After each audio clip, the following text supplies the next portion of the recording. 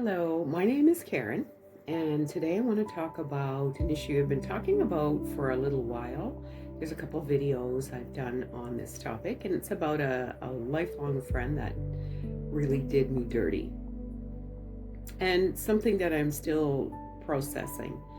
So if you want to go back, I do have some videos on TikTok that explain the whole thing. But essentially, it's probably been about 15 years now when I was in one of the lowest times in my life. And this person wrote an article about me for the newspaper. She was general manager of the newspaper and did this weekly column and decided to do this article about me. Although I'm not particularly I'm not named by name, but I mean, it was a smaller town and there was definitely enough detail where people would know who she's talking about. So that's kind of the whole premise. Now, in fairness, I'm going to say that she does claim that I said I liked it, that I even printed it off, that I gave permission.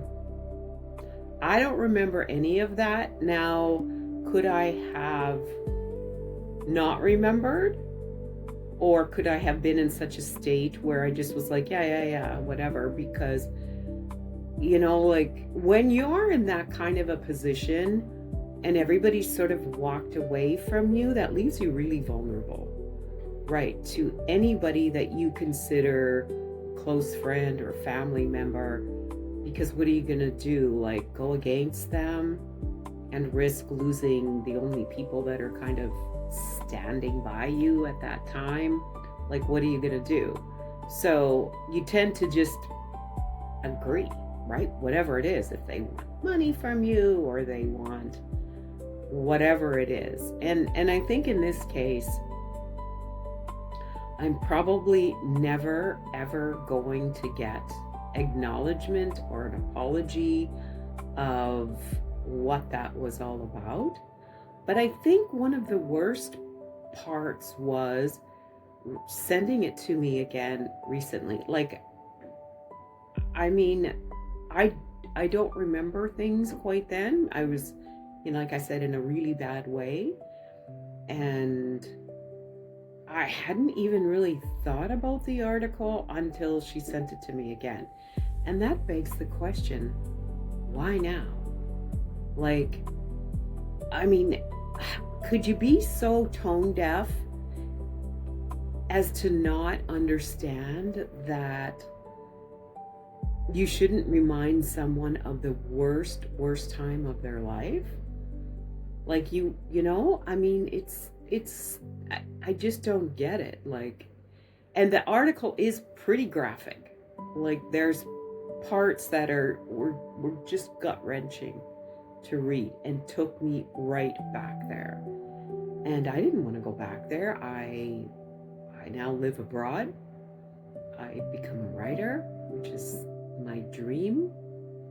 I found the love of my life, who is so kind and so protective and so loving. I really wished I would have had that then. But I don't want to go back.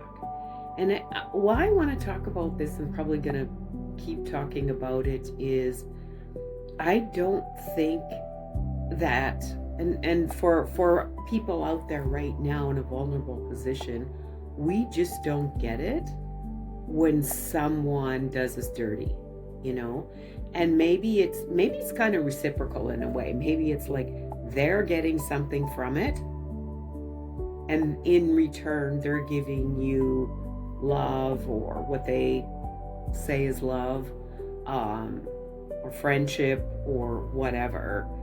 And people need each other, especially at those times, so you're willing to just kind of let things go, I guess, or give them what they want. And I do try to look at it from, what did this person get from writing that article? First of all, when you read the article, it becomes pretty clear that it's really about how she saved me, you know, and she tries to put it in this sort of guise of, let's look around us and help these mentally ill people around us, and because they need love too. That's kind of how it was, I guess, the way it was presented, sort of thing, is I'm doing good for the world, I'm changing the world so that people can accept people like you, something like that.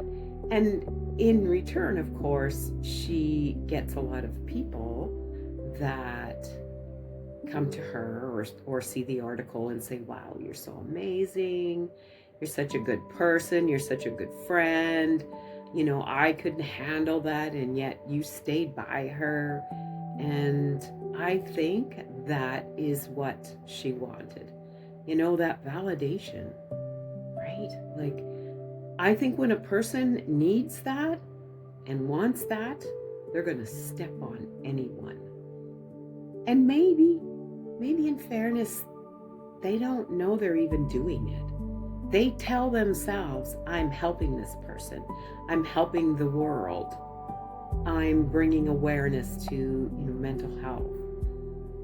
And they convince themselves of that, because the alternative is they would have to look at themselves to see the real reason that they're doing that.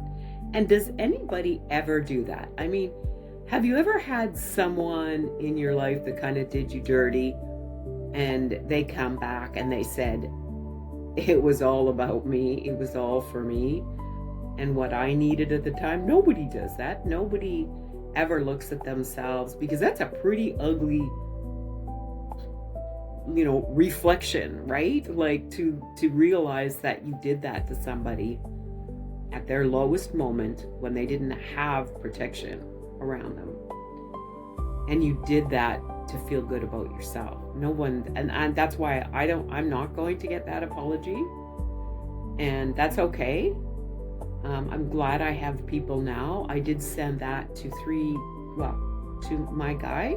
I sent it to a friend who's a social worker, and someone else who I really admire his perspective. And they all kind of have this like, this distaste of this article. And like, what the was that? And I think it comes across, people pick it up definitely as self-serving. And I think the main thing was that people noticed that my voice was lost in that. There was at no point did she say, well, what is it you would want people to know, or anything like that. So, I don't even know like what to advise people. I just wish people had protection around them, that there would have been somebody at that moment who said, oh wait, hey, no, let's have a counselor look at this first. Let's just wait until she's better and stronger, and then she can be part of this article. But there was no one at that time. And for those out there that are in that vulnerable place, be careful, because sometimes the people around you who are supposed to be loving and protecting you are not. They are there for their own motivation. So that's the message for today. And if you've ever experienced something like that, please let me know in the comments. Bye.